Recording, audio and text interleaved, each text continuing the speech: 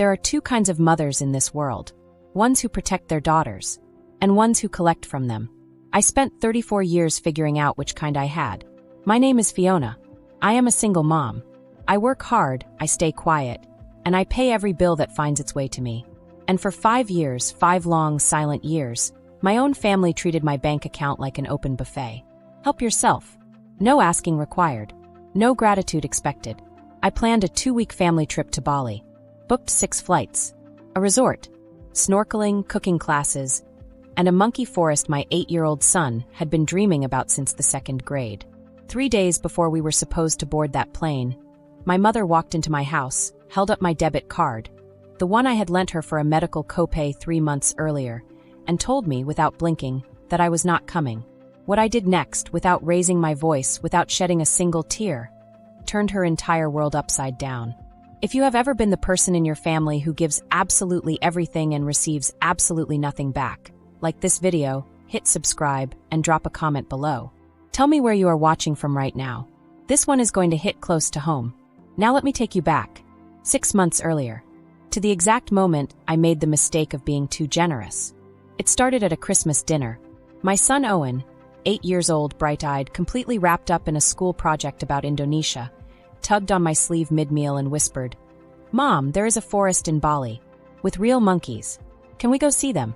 The table went quiet. My family always had a low tolerance for excitement that did not belong to my sister's children. But I looked around that table, my parents, my sister Vanessa, her husband Todd, and I said it out loud before I could think twice. What if we all went? A family trip. I will plan everything. I will cover the flights and the resort. My mother Gloria looked up slowly. All of it, all of it. She nodded once. Just once. Like she was approving a purchase order, not accepting the most generous offer anyone had ever made her. I should have noticed that nod. I should have noticed a great many things. I spent 3 full months putting that trip together. 6 round-trip tickets. Charlotte to Denpasar, layover in Doha. 2 full weeks at a resort in Ubud. Ocean view suites. Snorkeling at Aimed. A sunrise hike up Mount Batter. The monkey forest in Ubud that Owen had circled in his school atlas with a red crayon. Total cost, $17,800.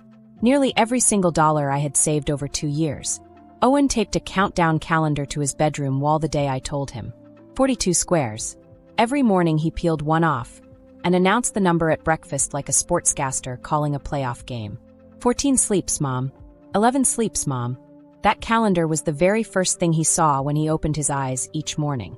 The last thing he touched every single night before falling asleep. But the warning signs were already there. I just kept walking past them. 2 months before the trip, Vanessa texted asking me to forward the booking confirmation. Just want to check if the resort has a pool for the kids. Her kids were not even coming on this trip. I forwarded it anyway without a second thought. Gloria called a month later asking for the resort's Wi-Fi password. We had not even left the country yet. Todd dropped a quiet comment at Sunday dinner. Maybe we should keep the group a little smaller. Less stress on everyone. I smiled politely and changed the subject. I kept walking past every single red flag because stopping meant admitting something I was not yet ready to face. 3 days before our flight, I was in the living room folding swim trunks into Owen's suitcase. He was crouched right beside me, carefully pressing a tiny cartoon temple sticker onto the front pocket. He had picked it out himself at the dollar store the week before. "For good luck," he told me, smoothing it perfectly flat with both of his small thumbs. Then came the knock at the door. My mother, Gloria Foster, 62 years old, stepped inside without waiting to be invited. My father, Dennis, stood directly behind her, hands buried in his jacket pockets, face flushed red, eyes locked firmly on the floor. "We had a family discussion," Gloria said. That flat, cold boardroom voice she reserved for moments when the verdict was already decided. "You will not be coming to Bali. Vanessa's kids do not want to see you and Owen on this trip." I looked at my father.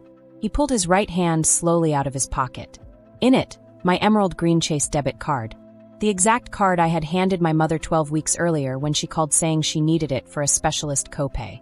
That little cartoon temple sticker stared up at me from Owen's suitcase while my mother quietly dismantled my son's entire summer. "This is not a debate, Fiona. It is decided." I did not yell. I did not cry. And I need you to understand that, because my mother was counting on one of those two things. She had rehearsed her speech for whichever version of me walked into that moment. The weeping daughter could fold back into compliance, or the furious daughter she could dismiss as unstable and overdramatic. She was not prepared for the daughter who asked calm, direct questions. Who decided this? Which family members? When exactly? Where did this discussion take place? Pause. And why do you still have my bank card?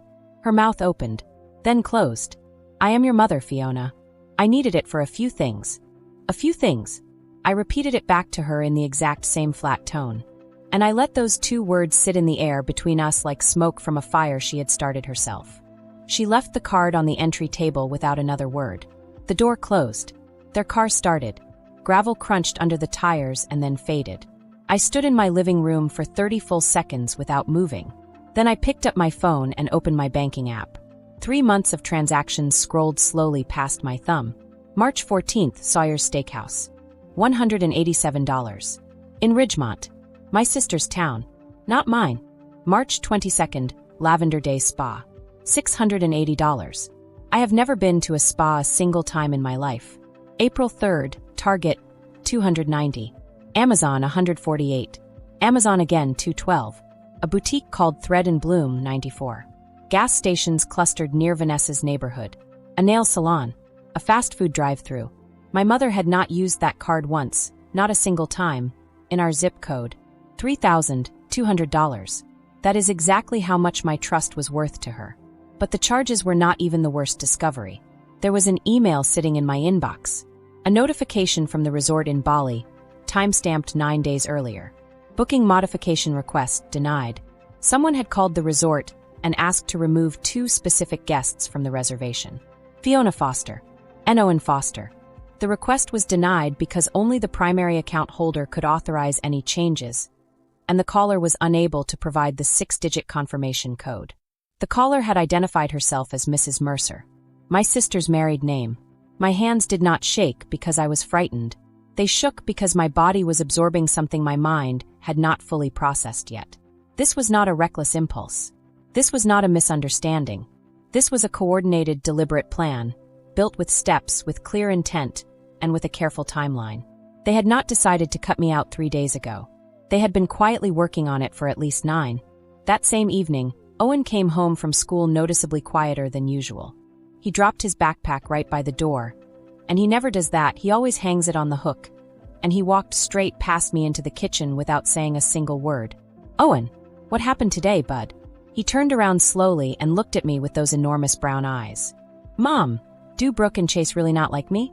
Grandma told me they do not want to see me, but I thought Brooke was my friend. She always plays with me at Grandma's house. She taught me that card game. He was not crying. That was somehow so much worse than tears would have been. He was confused.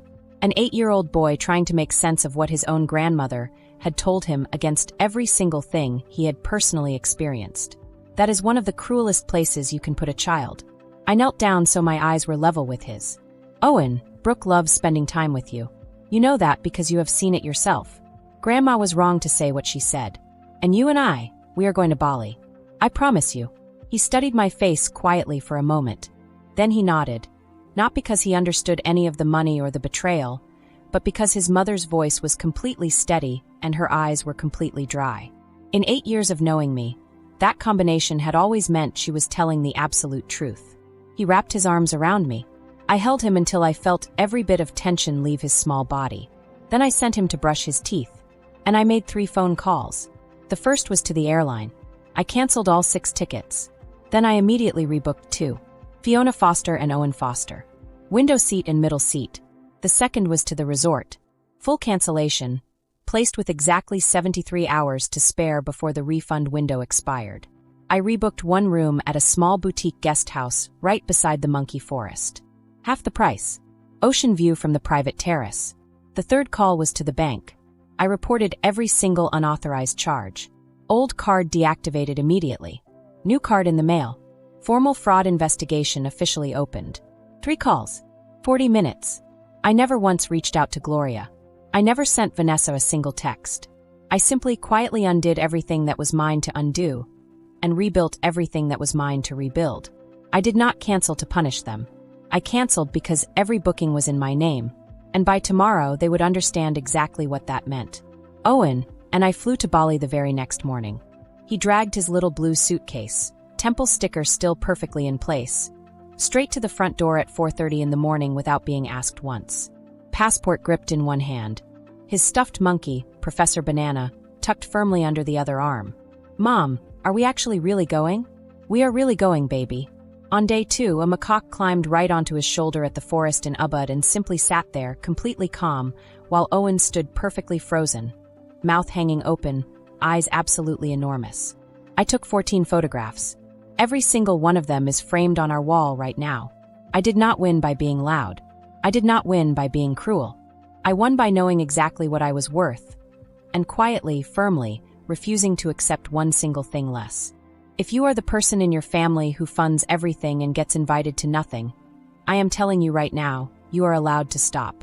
Walking away with your dignity and your child's hand in yours is not selfishness. That is the bravest thing you can possibly do.